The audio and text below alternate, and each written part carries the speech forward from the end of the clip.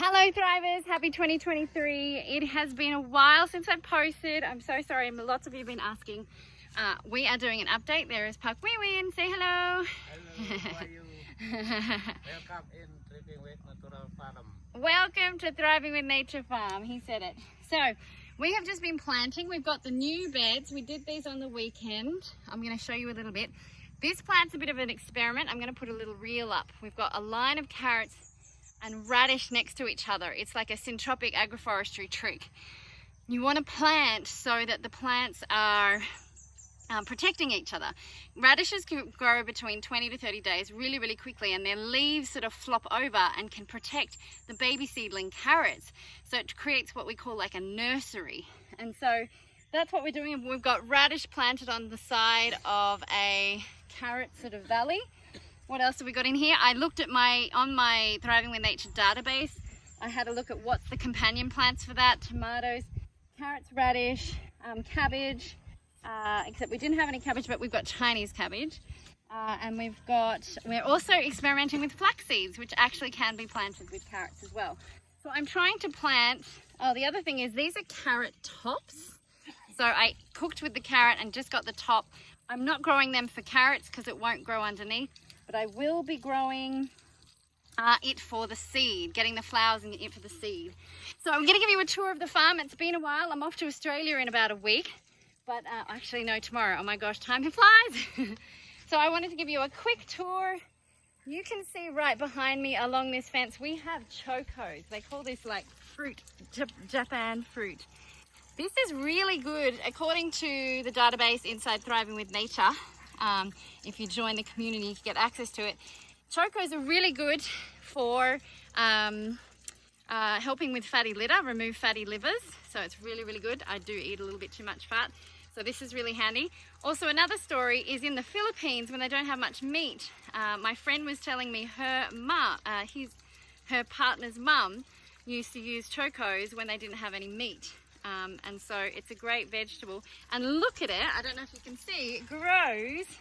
Can you see all in there? There's lots of fruits hanging from here. So it grows super easy. I'm struggling with zucchini, and for me this is like a zucchini replacement. It doesn't have too much flavor, but it can bulk up some meals. So very handy. I'm going to cut it back a little bit, but I want to keep it because it's a really good fruit and it's just prolific. It's growing so much fruit. Then we've got, so in these other beds, I've got 24 beds. It goes from 1, 2, 3, 4, 5, 6, you get it. We're having an experiment here. These beds here have potatoes. I actually added extra sand in these 3 beds because potatoes, carrots, they want to grow roots.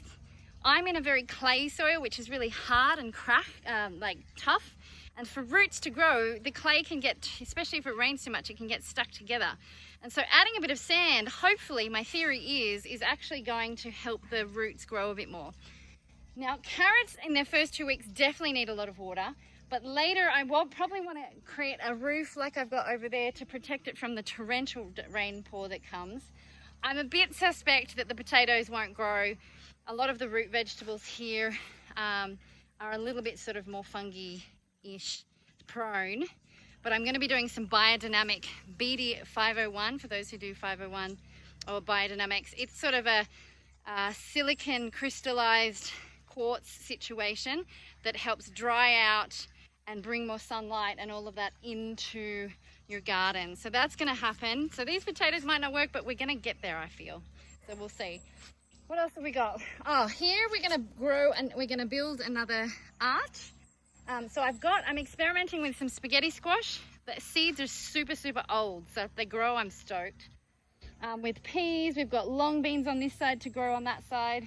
We've got a row of white corn. Here's a corn hack. Don't know if it's going to fully work, but we're trying it out. Bob's Red Mill's white popcorn, which is GMO friendly. It grows. Look, I started doing it as an experiment. I put them in little seedlings. As you can see, there it is. So we're going to see if I can grow some popcorn. So I don't know if it's like a sweet corn that you can eat or if I'll only be using it for popcorn, but we will see. So there's just, here we go. Let's go down here. I'm going to give you a bit of an experiment. Oh my gosh, I have to show you the flower garden first. It is going insane. Check this out. Look at the flowers. There's often butterflies all around here.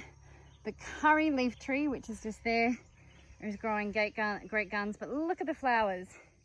We're getting lots of bees. In fact, if you stand quietly, which I'm not doing right now, underneath where the chocos are, you can hear a buzzing of bees, which is great for when I put the beehive up there. Stay tuned and subscribe for that. Okay, so what do we got here? We've just done a big clearing out of a lot of old things. I've drawn up some maps. I did a map of my garden. Oh, I just accidentally hit stop. I've done a map of the garden. I've taken some photos. I'm going to draw where I want to plant the rest. This is garden bed 15, and it's one of my favorites. We've got the zinnia, but we've got lemon balm, which seems to be dying off at the moment, which is interesting. We've got comfrey, which is awesome. Look at the sawtooth coriander is going great guns. And then stevia, which is a controversial favorite of mine. Sweet leaf, super beautiful. So we've got stevia, lemon balm, we've got mint over there going a bit. I think we're gonna have to cut that back. We've got an eggplant down there. Sunflower's gotta get cut. Yeah, this needs to be covered, and we need to get this watered here. Oh, that's another thing. So I've done some planning for pipes and taps and irrigation. Just waiting on a couple of things, but we've got the plan to bring that in so that watering is a bit easier, because at the moment it's watering with a can and it can take an hour to water all these gardens. So, so that needs to happen sooner rather than later. I want to show you, look at these tomatoes. Let's have a tomato. Look at this. It's an explosion of flavour. So, remind me to tell you about the wheat. I'm going to take you up there in a second. That is where the wheat was and will grow. It worked. I'll show you the wheat. I tried the wheat outside of not being covered. Did not work. Tried it under a cover with normal watering. The wheat worked. So I'm going to try and grow some wheat. Make my own bread. That'd be pretty cool. Lemon balm here we've got. These are kidney beans. It's amazing that one plant probably grows. Oh, that one's just fallen off. No, that's not. Let me see. So one plant probably grows for about 10 to 20 actual kidney beans. Can you think of how many kidney beans you eat? It's crazy. Look at these beautiful eggplants. The tarragon's going well. Very interesting fact. So oregano is going super good. Oh, sorry. Let me get this right. This is thyme. Thyme is doing well. Rosemary is, rosemary is not. And oregano died completely because the roof came off and we had lots and lots of rain. It was too wet for them. So we need to get the roof back on. We pulled them off because there was super strong winds for about 2 weeks. And so that is what happened. Let's have a look here. So I'm racing through it here. Okay, here's some kidney beans with one hand. Check this out. Look at the kidney beans. Oh, let's pick that kidney bean up. Can you see it? Let's see. Isn't it beautiful? It's just this bright purple. So awesome. So pretty cool to have some kidney beans. We've got lots of, the Mexican sunflower. That's a different type. It's doing really well. Beautiful flower. Oh, you want to check out these black chilies? These are pretty cool. Look at these. It's almost like a deep purple. They do eventually go red. You can see them there. I think they're super hot when they're red. But look at these black sort of purpley chilies. It's a cool plant. So we've got those chilies. We've got the normal green chilies, which are awesome for like stuffed tofu. My mouth is watering.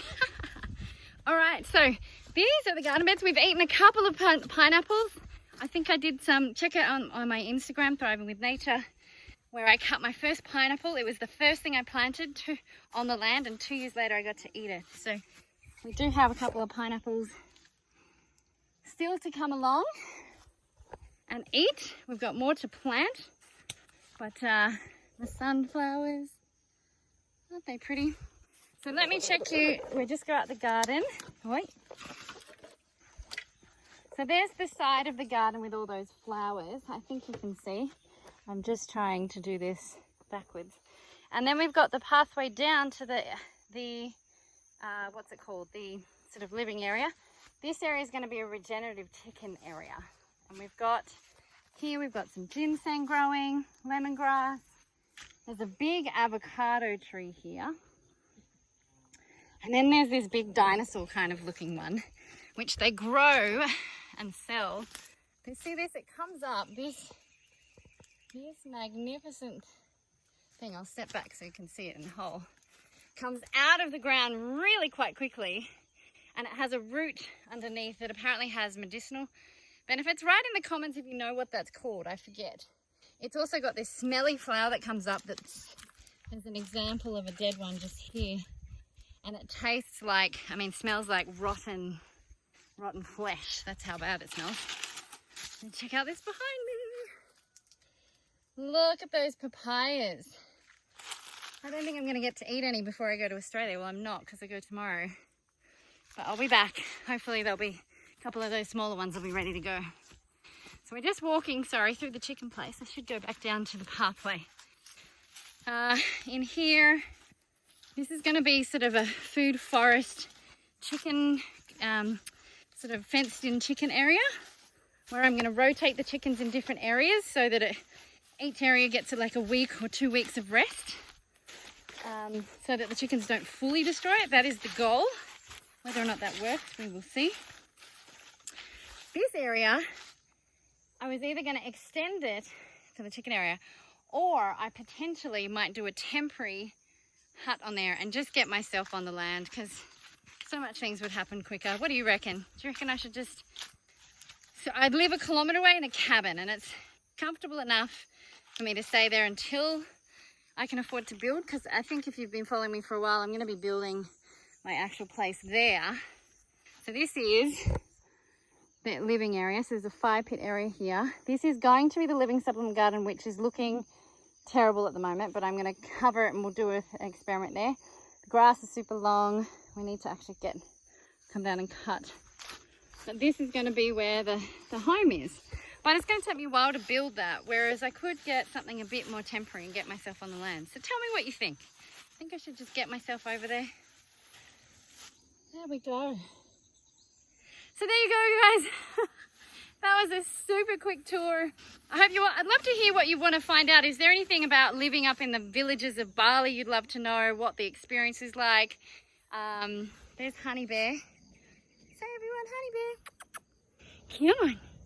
She is a cutie. Hi, darling. Say hello to all the thrivers out there. So you let me know what you want in the comments. But if you want to get more contact with me, come join me in the Thriving with Nature community. It is really exciting what's happening there. The database, I was just planting everything, and I'd quickly get on the app, the Thriving with Nature community app. I've got a database that is growing. I have a botanist helping me populate it. I quickly had a look, flax seeds, who's the companion? There you go. I've brought in everything. I found that when I was Googling for things, I'd have to go to 4 different articles just to get all the information I needed to grow. And so I went, you know what, I'm going to build it myself. And so we put it in the Thriving with Nature community.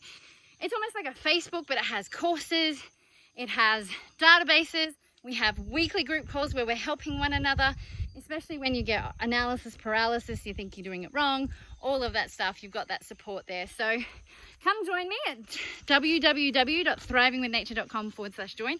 I'll pop a link down below.